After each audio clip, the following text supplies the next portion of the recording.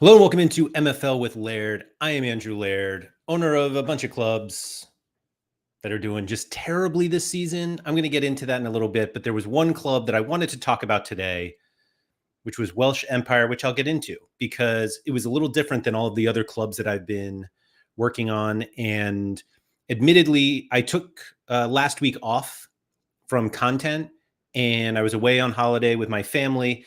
And I didn't take the week off from MFL, but it was terrible timing for me to go away that week. And I'll get into that in a little bit. If you are watching this and you haven't signed up for MFL, there is a link in the description of this video. You will get a free common player after you spend $25 from the store. And if you don't feel like playing or you're already playing and you haven't subscribed to the channel, please do so. Trying to grow this one so that more people can get some, the quality, at least what I think is quality MFL content that we all crave. Speaking of content, we've got some people in the chat here who make it themselves, so go check those out. Big Mr. K was first in, Josh and Dobbsy on the podium. Congratulations to you three. Appreciate you, Sean Kennedy and Noisy Steve MFL coming in.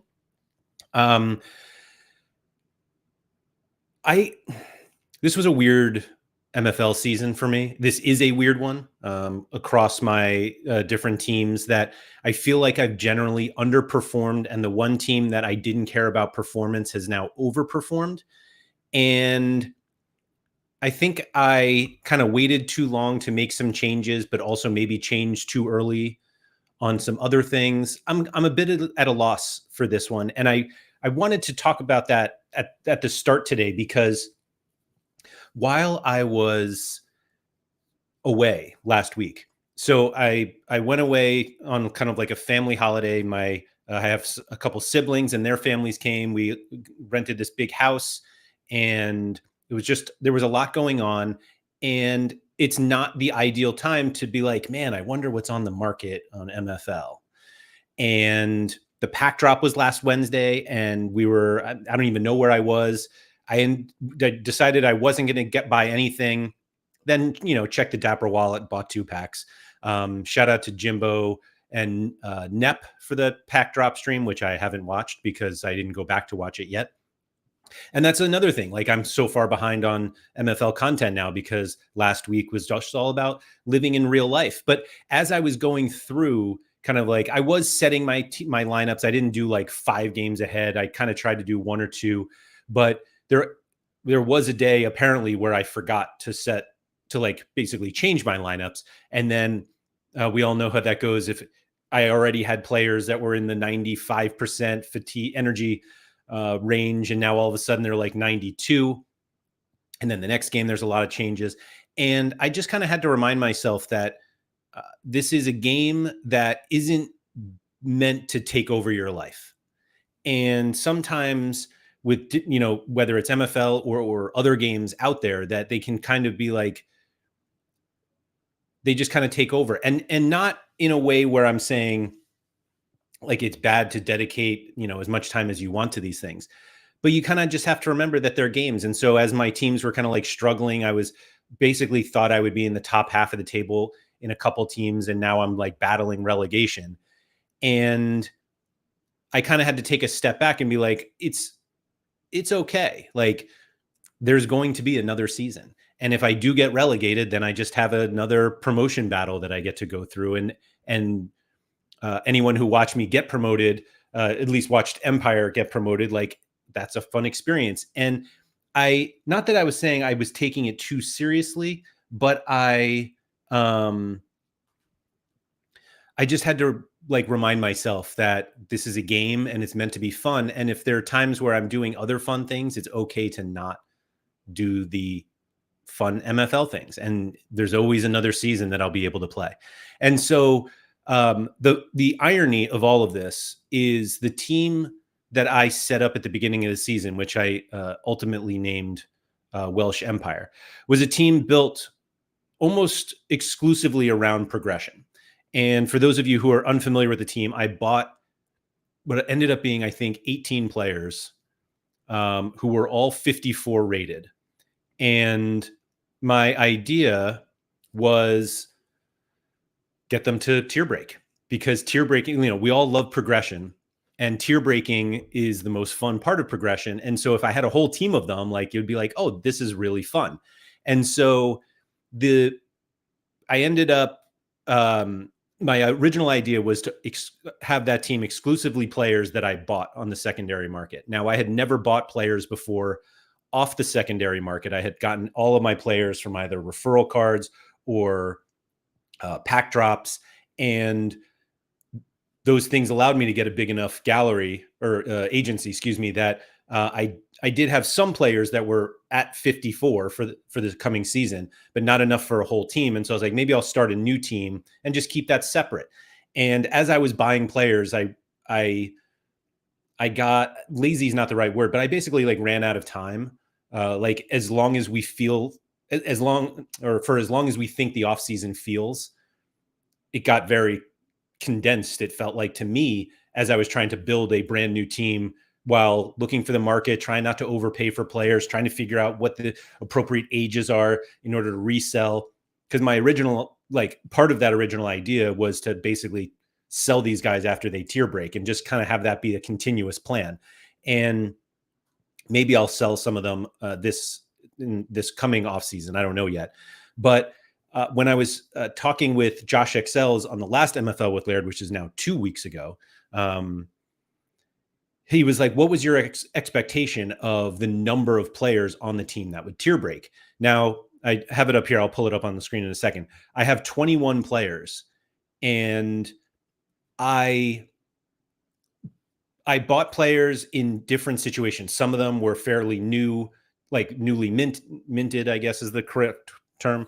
Some of them had been on the platform for a while and had shown progression. Others had not progressed at all.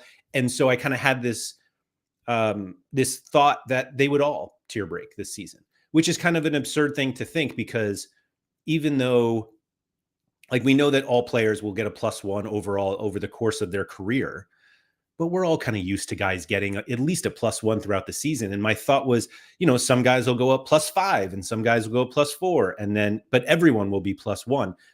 And I can't remember if it was during the stream or not, but Josh is like, that's absurd. Like, they don't progress that quickly. There are some guys, even if you have players that progress, like I said, we all know that they can progress +1 over their careers. Some will just progress +2 over the whole career. And not that I ignored that or didn't think of it, but I was just like, no, my guys will be fine. And so the weird thing about this season for me is it felt like I was getting no progression anywhere. And that included like Welsh Army for a bit, or Welsh Empire, excuse me. And I wasn't getting like frustrated with it, because I know that tier break is always like the tier break one is always the toughest one to get through. So the thought that I was like, oh yeah, I'll just get 54s and they'll all be at least 55 by the end of the season. When you say it out loud, you're like, yeah, that's absurd. Of like, that probably isn't going to happen. And so the irony with Welsh Empire, a team that I set up strictly for progression, is that I was like in a promotion battle for a good part of the season. And I was like, this doesn't make any sense, because I didn't care about where I finished in the table. The team is in Spark, because I felt like Spark was the appropriate place for it in terms of having an entire team of 54 rated players. Flint was like, I felt like they were better for Flint, and the cost of a Flint club was basically comparable on the secondary market, at least, and more expensive primary, since you can't get a new Spark license anymore. But I was getting twice the MFL if I was going to play in Spark. So I actually considered getting an ice team, and then thought if I got an ice team and filled it with a bunch of 54 rated players, I was just going to get blasted and would get relegated anyway. And I was less concerned about the relegation and more concerned about an entire season of poor match ratings, and that was not going to help the progression at all. So that's why I ended up in Spark. And yeah, I think I was preseason projected. I guess I could pull it up here. Let's see. We'll check over on MFL managers projections. I guess I could just pull it up. I don't know why I'm hiding this from you guys. I was like mid to lower half of the table projection wise. Oh, I was actually, 11th. I was projected. And as you see here, like the 55 rated, the best 16 for some reason is lower because everybody was 55 coming into the season. And so the fact that I was in second or third for, I think it was like the first, let's call it 8 games of the season, I was like, wow, this is crazy. And then I looked and I was like, I basically had played all of the teams around me. Now I'm at 55, 7th place projected for at least a best 11. And even if we go to, let's say, best 16, 56.62 is not that different. Like, this is actually very close. So I guess like 56.81 to get to from 4th place. And I was at 54. And again, I'm not sure why that was under 55 since everyone was 55 rated. But anyway, so I started to do well. And I was like, if it feels like on MFL, if you are performing well in a league, you may not get as much progression. Like, you can't have your cake and eat it too, or whatever that line is. And so I was basically sacrificing progression for wins in a team where I just wanted to focus on progression. So as of right now, I'm 5th out of 12. In fact, does this even have? Oh, it does. So I was projected for 11th. I'm currently 5th. I play 11th place later today. And as crazy as it is, I'm in the semis of the Cup. And this I never expected either. At all. And so it's kind of fun to be able to have that run as well. The irony is, or not the irony, the super helpful thing about being successful in the Cup is that there are more opportunities for progression because you have more matches to get progression XP in. And it just doesn't seem like it's been overly helpful, to be honest. The nice thing about the way that I set the team up is because everyone was 54 rated, when I did have Cup matches and I started to rotate people, there was no drop in quality.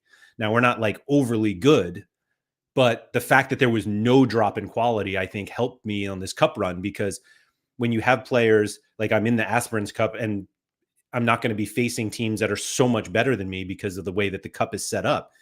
And so I was able to basically have like very fresh players for most of these games. Now, you could make the argument that maybe I rotate too much, because if guys aren't playing all the matches, then maybe they won't end up progressing as much. But it was just kind of I thought it was kind of an interesting way to play that I pretty much never have guys who are tired. And so we'll see. Sorry, I got off on the chat here. Bob Flynn, what's up? Congrats on your new left back. I saw that tweet today. Sean, good day, one and all. 10 minutes late, going to catch up on 1X, so should be with you soon. There we go. Love it, Sean.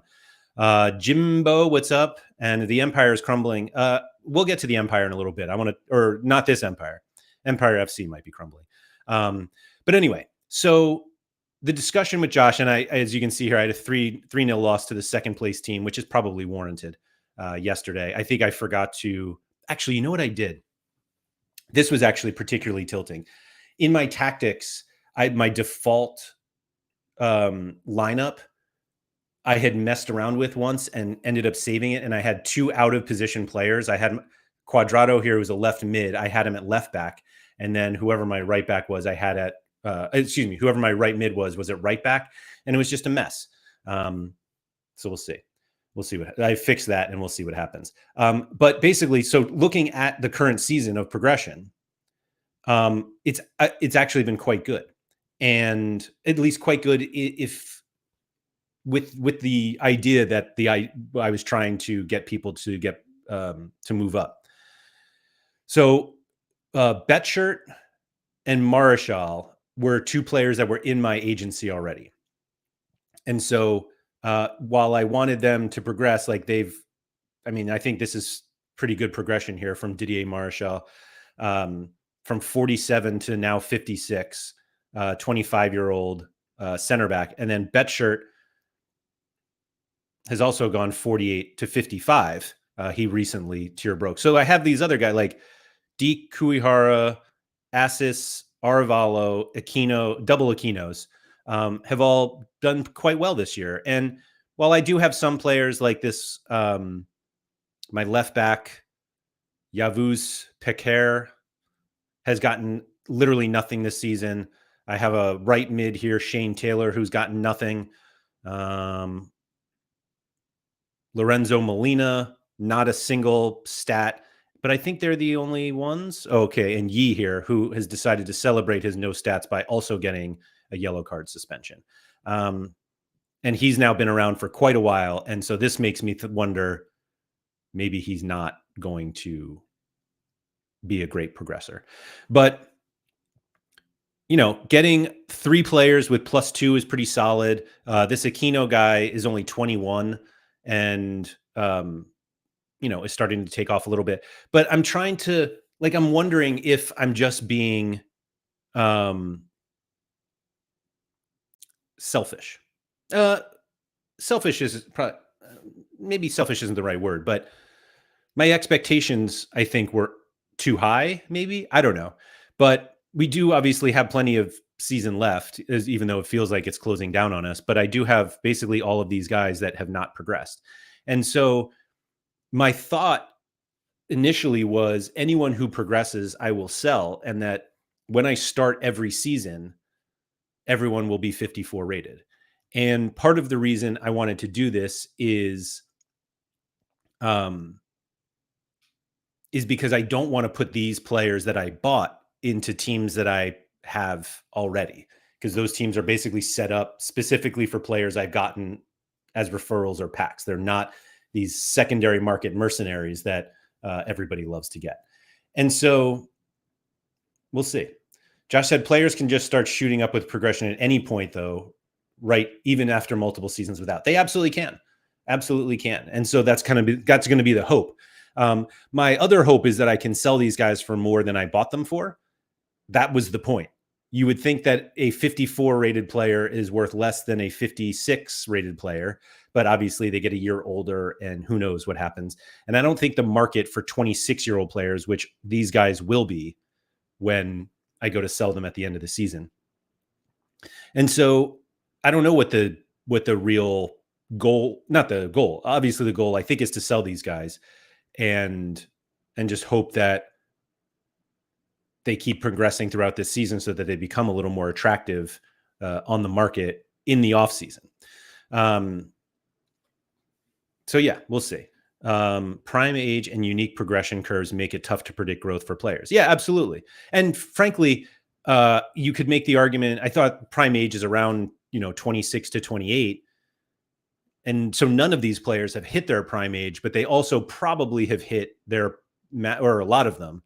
As you can see, like I've got a lot of players age 25 that will be 26 when I try to sell them in the offseason. And I just don't think the market for 26-year-old players is that high. And I could be wrong, and maybe more people who, maybe they become helpful pieces in Flint teams that want to get their even lower rated players better progression, but I don't really know for sure.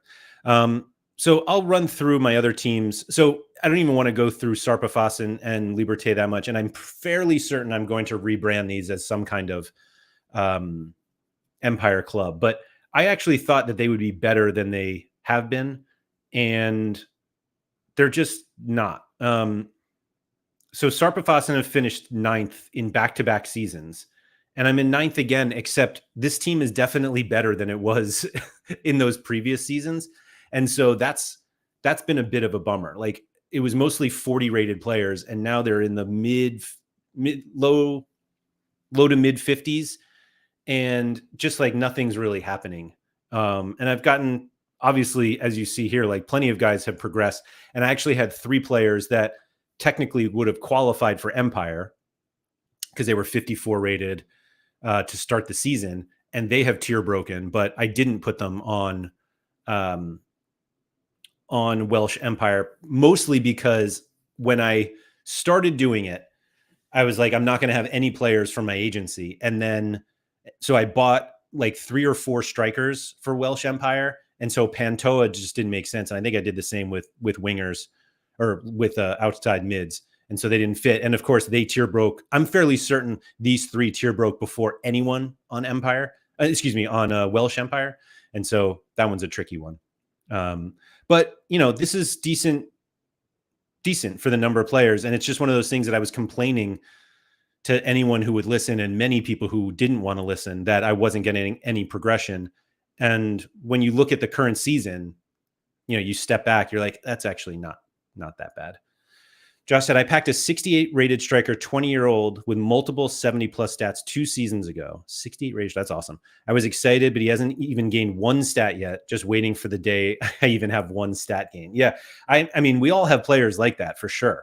And actually, Josh, I had a player, which we'll get to. Remind me about that. His name is, I can't remember if it's Samardzic or Stolmak, but we'll get to them, and I'll bring that up. Nugs, what's up? I am planning on doing the same thing next season, excuse me. But we'll see how it goes. Liberté, this team is infuriating. So I drew to cost experiment. I guess Nep has 4. Did I do it twice? Like losing or not winning. My God, did I actually lose to them?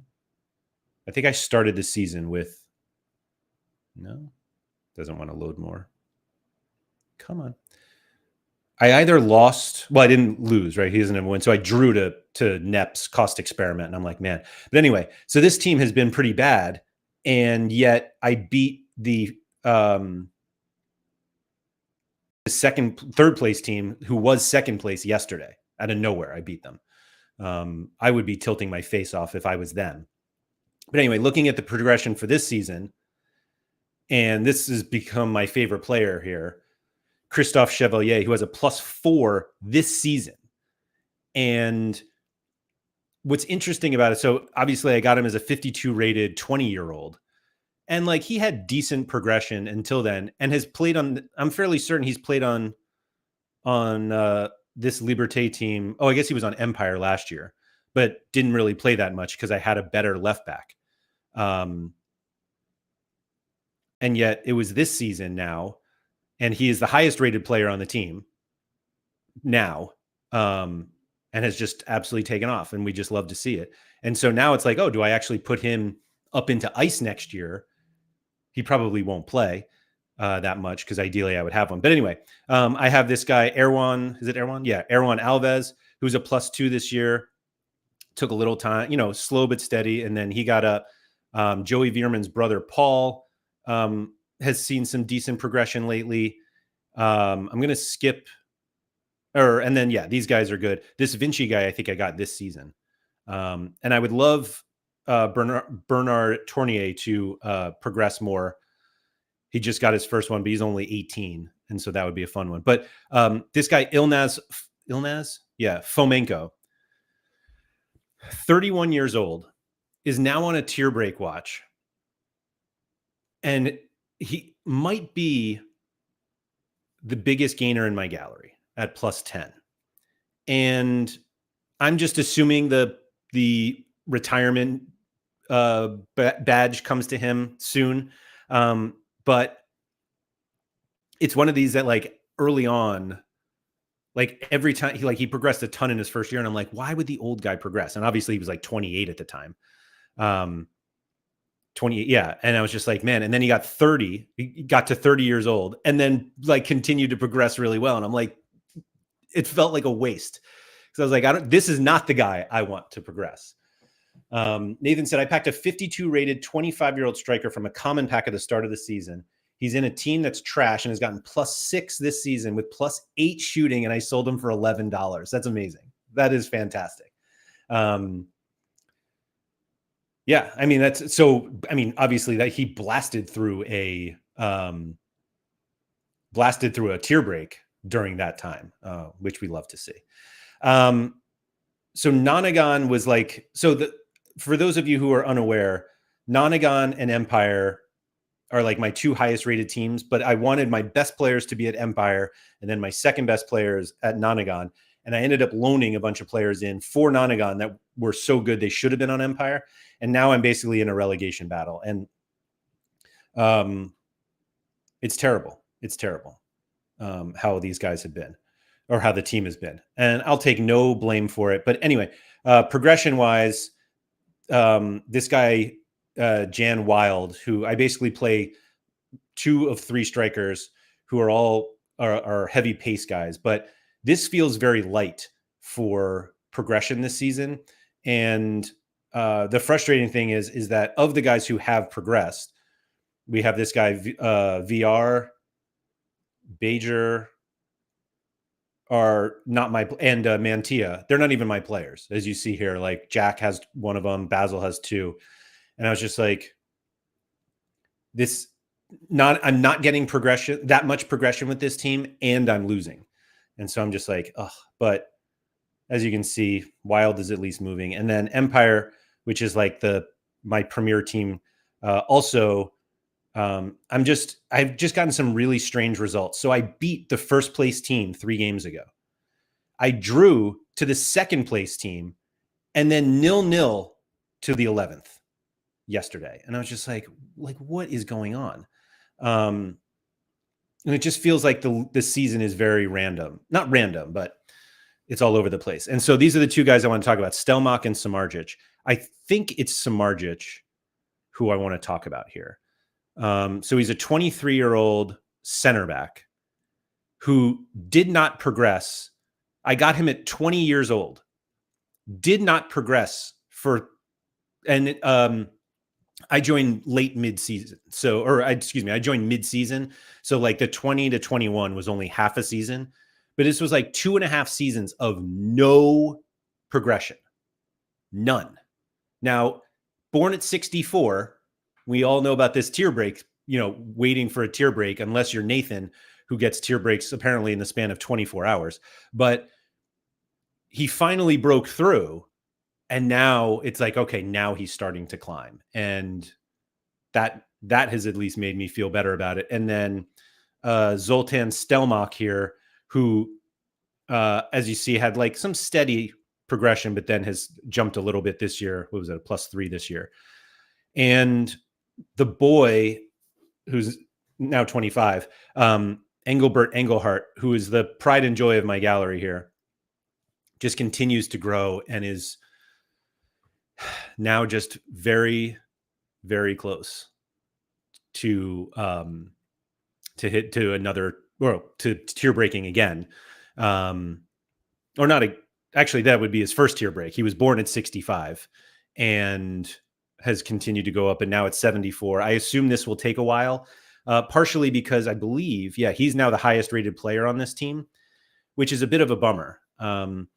But not the irony, one of the things that is a bit frustrating with how I've set this team up. So as you see, all time Engelhart is +9. Rafael Porter, who is a player I've had also since he was 23, has gotten a +1 in defending in 3.5 seasons. And part of it, I had him out on loan. Like, it's not like he's been playing in poor training environments or leagues that he's much higher rated. Apparently he would be. So there is nothing that tilts me more than seeing Rafael would benefit from facing stronger opposition in matches when my team is in 9th place. Everybody's better than me. And I know it's like, if you play one bad team, it's probably that team, that 11th place team that I played. But so he's basically he played in Iron 2 seasons ago, Stone, 3 seasons ago, Stone 2 seasons ago, Ice last year, and Ice this year. And the progression is just not there. Literally, it's not there. And so my hope was playing on this team with some other guys who are in his range. Now I have this Gianni DiPietro from Jimbo, and also Sven-Erik Hagelin from Jimbo. Like, there are other players who are well rated here. And I actually think, let's see, current season. I guess this is understandable that the top doesn't progress quite as much as the guys underneath, but you would hope for some, like DiPietro, don't tell Jimbo. but like +1 in physical, and that's it. Hagelin, nothing. And I think they've played plenty. Like DiPietro play as much as I can. Yeah, 14 and 13 games. My goalie is at 16. Um, so they play like most of the games, but I'm fairly certain they progressed. Can I do 2 seasons in custom? No. They progressed well last season, I think. I guess I could just check this. So DiPietro, went from so progressed fairly well last season on loan they were both at Nonagon. And then Hagelin also got some very good progression. Actually, I guess it was just +1. But what it feels nice about this team is it may not be like it started off not that highly rated, but I'm starting to get better. So like Samardzic was 64 rated when the season started, and now he's at 67, which again was this like long waiting for something to happen. Finally happened, and then he starts to fly. And so, he's only 23, so I have him for a while. Stefanescu was a 66. He's another one I think that didn't progress until this season. Yeah, like he was on loan for a couple seasons. Wow, look at this guy. Kind of feels like he's looking through my soul. Anyway, Hendricks, Hendricks is another one that I've had forever and is like barely moved. Like he got a +1 in the first season while he was on loan, and then finally got another +1 this season. And then Nuno Pinto finally got a +1. I don't know if he's progressed. He's gone from 63 to 68. But last year was really his growth year.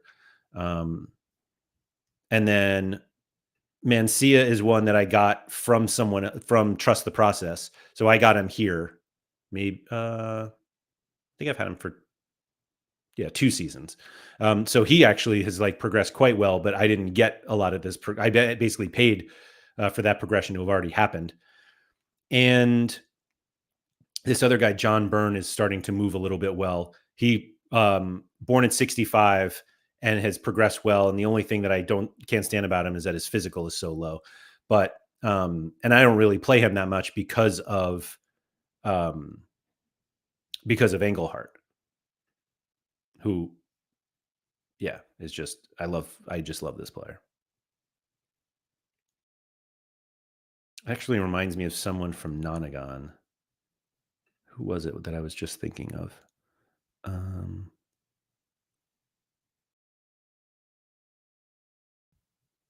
don't remember. But it does, all of that makes me think that like something with Nonagon, so there's something up, because there's just not that much progression this year. And I was just really hoping for it. Like this Gutierrez guy, 22 years old, not a speck of progression. And I think I finally found the peak for Luis Moya, as we're talking about like when players peak. Turned from 28 to 29 this offseason. And as you see, he like peaked, he like grew a lot. And this may be just where we are with Luis Moya, that he's reached his peak. But yeah, Gutierrez, I would love to see some progression, because this is now, I got very excited when I got him because he was I think he was 21 when I got him. Maybe he's in the middle of a getting some progression right now. But yeah, so I got him at 21, and then I think I got this guy did I get him this week? I got him at the beginning of the season. So like Scotty, obviously he's in a tier break situation, so maybe that's going to take a while. But Gutierrez is not. And like getting a 21-year-old 62 rated center mid when I mostly play in Spark and Ice was like very exciting. I'm like, who knows where this guy can go? And the answer over the course of 2 seasons is nowhere. But hopefully he just kind of follows that Stelmach, or no, it was the other one, Samardzic path of like, once he starts to progress, he really takes off. So yeah, we'll see. But it does, I don't know, this feels not great. Pierce Flynn's another one that I would love to see progress a little more, but he like performs well enough, or at least last year he did. What is it? 7 goals this year. I guess that's not that great. Wild has 8. Um, but yeah, it's just kind of funny because so Nonagon are eighth, and they're basically 1 point out of relegation. Empire are ninth in the relegation battle. Now you can see that 3 points would get me to sixth. So I'm not that far away. It's a very competitive league, as you see, like 5 points separate third to ninth. So we'll see. And then Liberté and Sarpafasen are what, ninth and ninth respectively? Jeez, hold on. Ninth, Nonagon, eighth, Empire, ninth. And those are the clubs that I wanted to do well. And the team I didn't care that was going to do well is fifth, 1 point from fourth.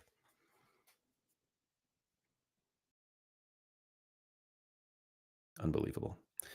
I was also curious for anyone in chat, when you check your progression every day, do you do it by team or do you just go to your headquarters and check your players? And the reason, so like one of those things, I kind of go back and forth, but as you see here, like my Stuart Freeman has a +1 this year, but if I check my teams, I don't see this.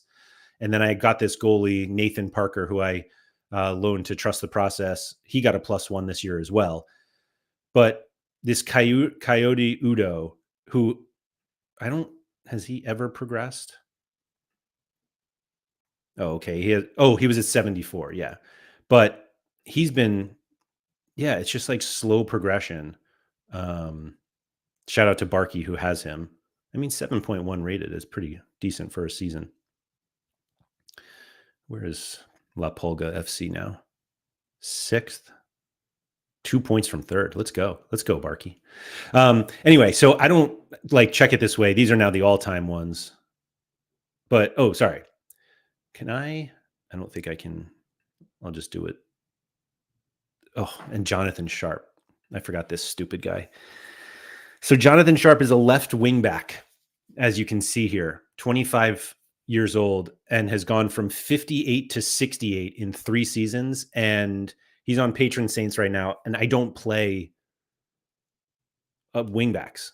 So he's basically a backup there now. He played last season almost exclusively as a left back or a left mid. I never played him as a left wing back, and he like continues to progress. And I'm like, if there's any player I don't need the progression on, it's Jonathan Sharp. But there he is. But I was actually going to look at the guys who have never progressed. Here we go. So like Rafael Porter, 7, like I was so pumped when I got this out of a pack, 73 rated right back. I got him at, I think 23 years old. Like imagine getting a 23-year-old, 73 rated right back. And 4 seasons later, he has not done a thing. Tom said, I check both, but I loan lots of players into my teams. I loan a lot of players into my teams too, mostly because I don't utilize the secondary market for purchasing players. My players weren't good enough for 2 ice teams. And as I'm showing, I still don't have players that are good enough for 2 ice teams. But anyway, Scotty I got this season. Gutierrez I got 2 seasons ago. Like Durand here, nothing. 25, 26, 27. Sierra. I don't even know who this is. Oh, so this is something that happened while I was on holiday. So the transfer window was open and then it was closed. And I was going to make a bunch of moves. Like my plan had been at the beginning, or when I was struggling, I was like, all right, I'm going to have to add some guys during the transfer window. And I ended up buying some packs, got distracted, didn't put players in my team. And now, I have this 54 rated center back, not on a team. So obviously he's not going to progress because he's not even in a team to get progression. And it was actually that made me say, like, I had to remind myself that this is just a game. So this Diego Bustamante is a funny one for me because in my first game ever on MFL, I'm fairly certain he got an assist. It may have even just been a friendly, but I was like, oh, wow, I've got something here. And it turns out I didn't have anything. Is there an easier way? Let's see. I don't think, this is going to take forever if it loads 5 games at a time.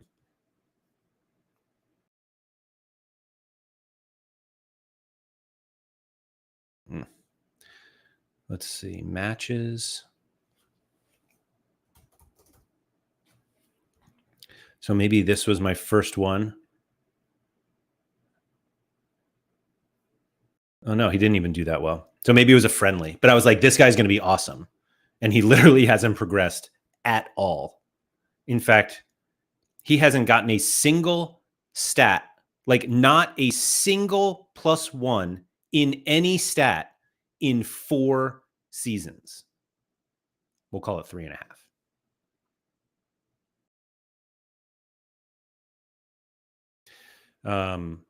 Let's see.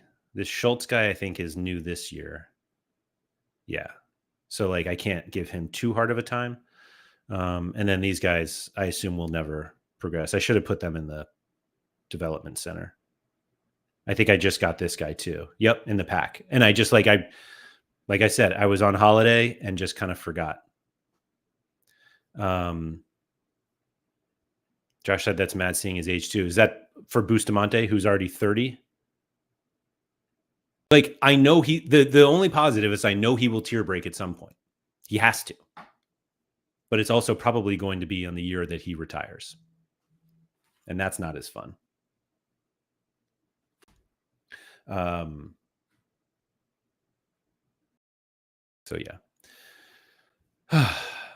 And so, like I said, I had to kind of like remind myself that this is just a game. And if I'm not overly competitive this season, it's okay. There's another season to go. I still love this game. I'm still having tons of fun doing it, but it's okay to take a couple days off. And I know it sounds like you shouldn't do that because the seasons are so important and all that.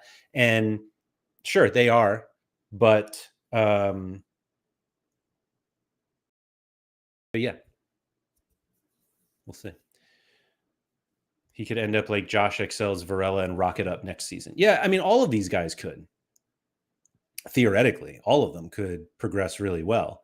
It's just a matter of, whoops, that's not what I meant. Oh, and as I spend an entire show complaining about progression, I had 4 guys get +1s.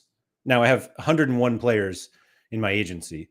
So basically 4% of them got +1s today, including this Kurihara who tier broke. And then this guy Bednar, Lubos Bednar, is now on a tier break watch. And so I'm like, just settle down, Andrew. Like, stop your whining. And Marshall had a +1, I think, yesterday after the match. He's on Welsh Empire. Oops. And so it was just, again, I say this to people who are like, I'm not getting any progression. I was like, remember to like take a step back and see if it's really true. And so, I mean, this is just the last 7 days, 1 week. And I had all of these guys get a +1. And so I just have to also remind myself to stop complaining. This season has tested me also. This is Dobbsy. Also just thrown away easy games, et cetera. Just hope to finish the season well now. That is the one thing that I have felt, Dobbsy. I had a game earlier this season. Was it this team or was it? It might have been Nonagon, where I thought I was turning it around.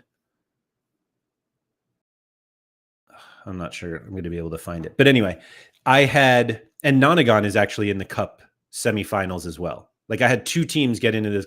You would think, looking at my league standing and where Welsh Empire and Nonagon are in the Cup or at least with Nonagon, you would think, oh, he prioritized the cup.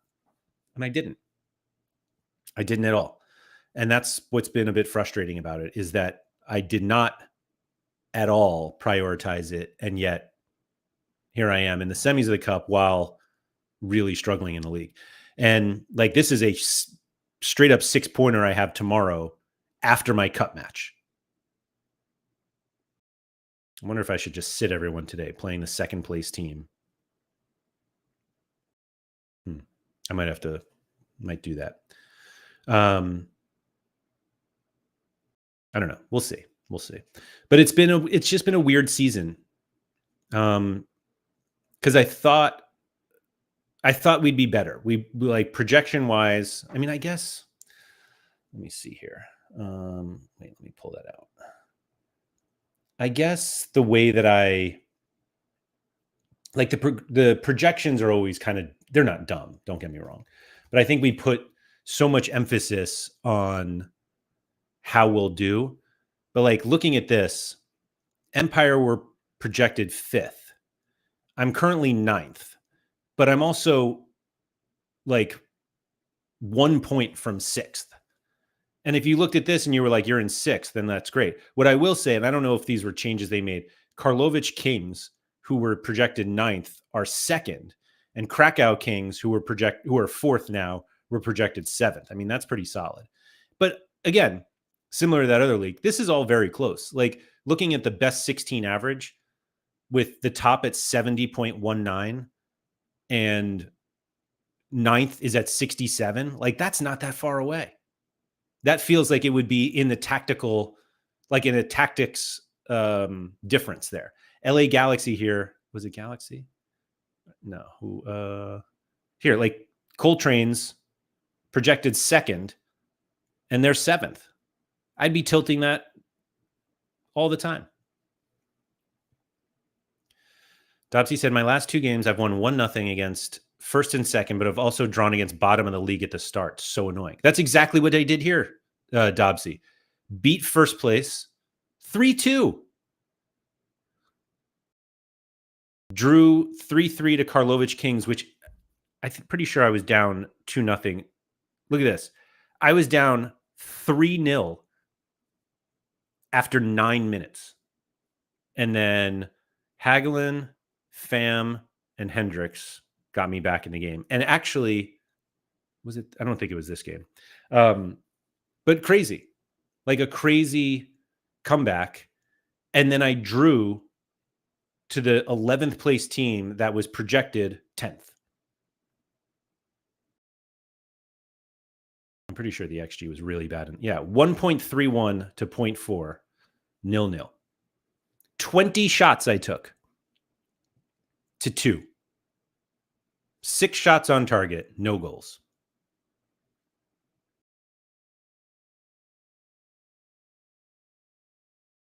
I'm just at a loss in some of these games. I lose them, and then, so let's see who I have left. 6th place, 7th place, who was projected 2nd, 3rd place, 12th, 2nd, 10th, and 8th. I mean, like, obviously anyone between 3rd and 9th will be, or 3rd and 8th will be touched. Josh said, my matches, I seem to dominate, but they seem to score every shot they have on target. Actually, let me go back to that Liberté win, because that was one that, like, I don't think I should have won this game. Like, let's see. I guess I did out XGM. So 50. So my team 55, 57, 57 in terms of defending, midfielding, and attacking. And they are 54, 62, and 60. Like, they have a 71 rated center mid and a 44 rated left back. Boy, that's silly. And they were 2nd, and I beat them with no one. Like, this guy's 60 now. And they were, like I said, they were in 2nd and dropped to 3rd. Obviously, this sweet talent are dominating the league. They lost. I wonder who they lost to. Oh, second place. Oh, that's a big win.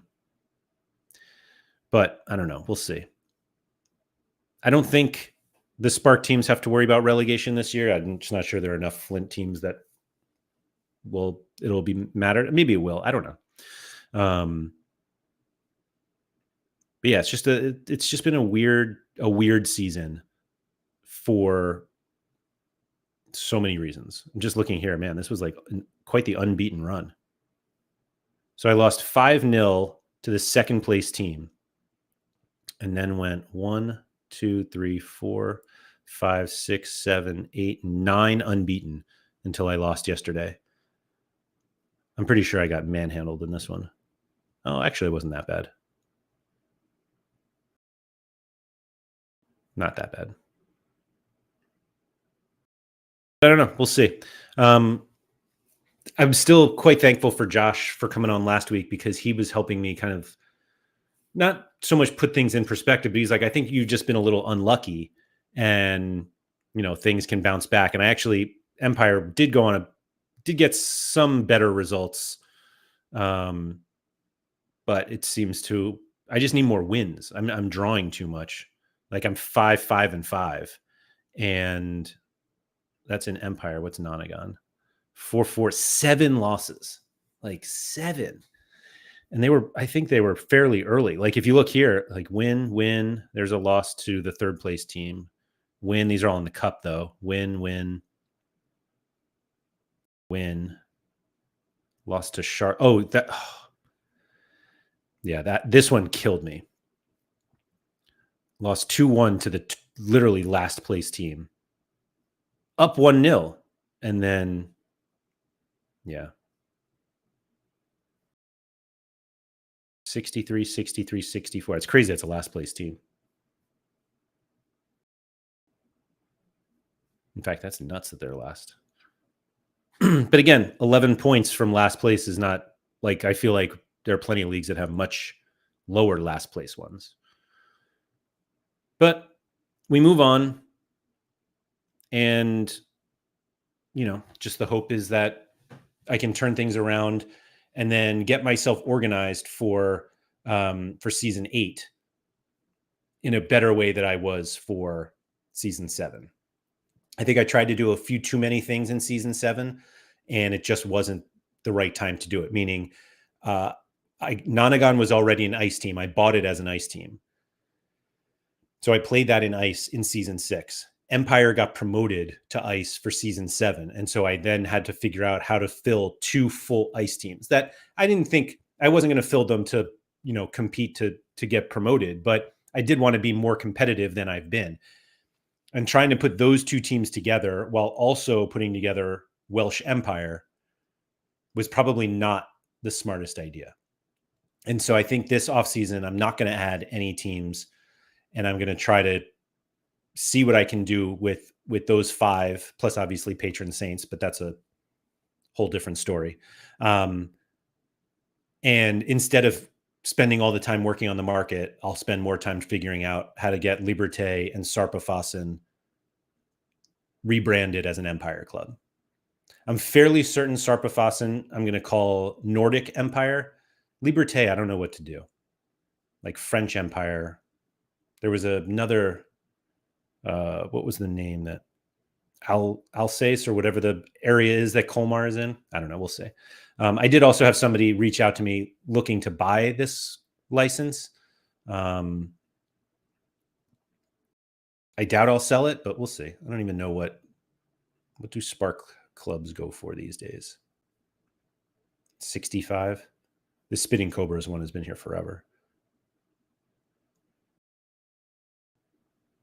Huh. I think so is this Burgas, Bulgaria one.